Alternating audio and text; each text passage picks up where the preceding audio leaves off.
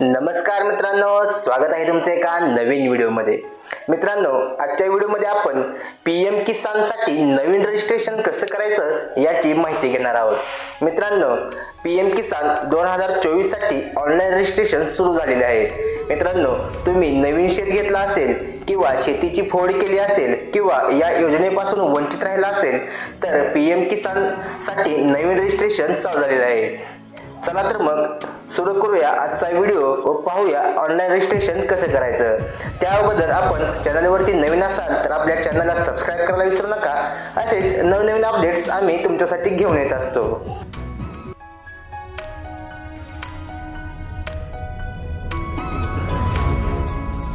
सर्वप्रथम गुगलमध्ये pmkisan.government.in ही website open करून घ्यायची आहे।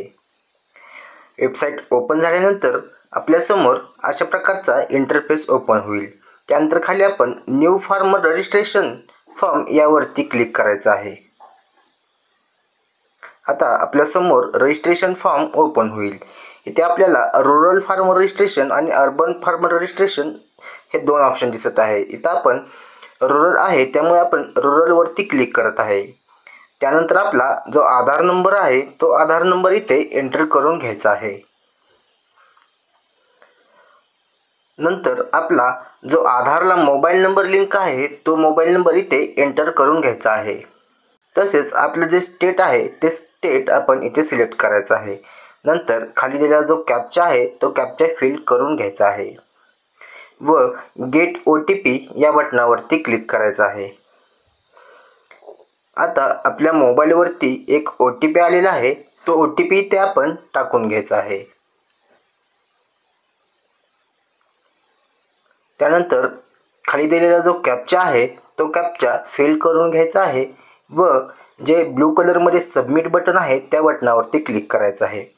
आता आपल्या आधार रजिस्टर्ड मोबाईलवरती आपला अजून एक OTP आलेला असेल, तो OTP ते आपण फिल करून घ्यायचा आहे व वरती दिलेला जो कॅप्चा आहे तो परत एकदा आपण फिल करून घ्यायचा आहे व कन्सेंट ॲक्सेप्ट करून व्हेरीफाय आधार OTP वरती क्लिक करायचं आहे। आता आपलं आधार व्हेरीफाय सक्सेसफुल होईल। आपल्या समोर असा फॉर्म ओपन होईल।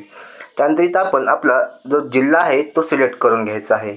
नंतर आपला सब डिस्ट्रिक्ट म्हणजे आपला जो तालुका आहे तो तालुका इथे आपण सिलेक्ट करून घ्यायचा आहे। नंतर आपलं ब्लॉक म्हणजे आपला तालुकाच इथे आपण सिलेक्ट करायचा आहे। नंतर आपलं जे गाव आहे ते गाव इथे आपण सिलेक्ट करून घ्यायचं आहे। त्यानंतर इथे कॅटेगरीमध्ये आपण कोणत्या कॅटेगरीमध्ये आहे ते सिलेक्ट करायचं आहे व आता इथे फार्मर टाईपमध्ये आपण जर स्मॉल फार्मर असाल तर 1 to 2 हेक्टरपर्यंत असेल तर स्मॉल वरती क्लिक करायचं आहे।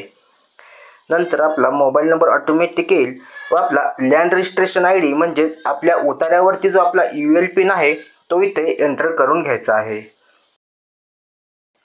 त्यानंतर आपला जो 12 अंकी रेशन कार्ड नंबर आहे तो रेशन कार्ड आपण इथे एंटर करून घ्यायचा आहे आणि ॲक्सेप्टन्स फॉर पीएम किसान मानधन योजनावरती यस वरती क्लिक करायचं आहे। त्यानंतर आपल्याला आपली ओनरशिप डिटेल्स आता ॲड करायचे आहेत, त्यामुळे ॲड या बटनावरती क्लिक करून आपण आपला जो सर्वे नंबर आहे म्हणजेच आपला जो गट नंबर आहे तो इथे टाकून घ्यायचा आहे। त्यानंतर आपला खासरा नंबर म्हणजे आपला जो खाते नंबर आहे तो इथे आपण टाकून घ्यायचा आहे। त्यानंतर आपलं क्षेत्र किती आहे ते आपण इथे टाकून घ्यायचं आहे। आपल्याला लँड ट्रान्सफर स्टेटस बिफोर 1/2/2019 आणि आफ्टर 1/2/2019 म्हणजे आपल्या नावावरती क्षेत्र 2019 पूर्वी झालेले आहे की 2019 नंतर झालेलं आहे त्यावरती क्लिक करायचं आहे, जे की आपल्या उतार्यावरती असतं। आणि आपल्याला लँड ट्रान्सफर डिटेल्स जे आहेत त्या आपण इथे फिल करायचे आहेत। म्हणजे आपल्याला आता विरासतने मला जमीन मिळालेली आहे म्हणजे वारसाने मला जमीन मिळाली आहे म्हणून ॲन्सेंटर लँड लिहित आहे मी इथे फिल करत आहे व लँड डेट वेस्टिंगमध्ये आपण आपल्या उतार्यावरती जो शेवटचा फेरफार क्रमांक आहे फेरफार क्रमांकापुढे जी तारीख आहे ती तारीख इथे टाकून घ्यायची आहे। त्यानंतर पट्टा नंबरवरती नोवरती क्लिक करायचं आहे व ॲड या बटनावरती क्लिक करायचं आहे। त्यानंतर अपलोड सपोर्टिंग डॉक्युमेंट्समध्ये आपण आपला डिजिटल 7/12 व 8A आहे तो PDF मध्ये आपण इथे अपलोड करून घ्यायचा आहे व त्यानंतर सेव्ह या बटनावरती क्लिक करायचं आहे आणि सेव्ह या बटनावरती क्लिक केल्यानंतर आपला जो अर्ज आहे तो अर्ज आपला सबमिट होणार आहे।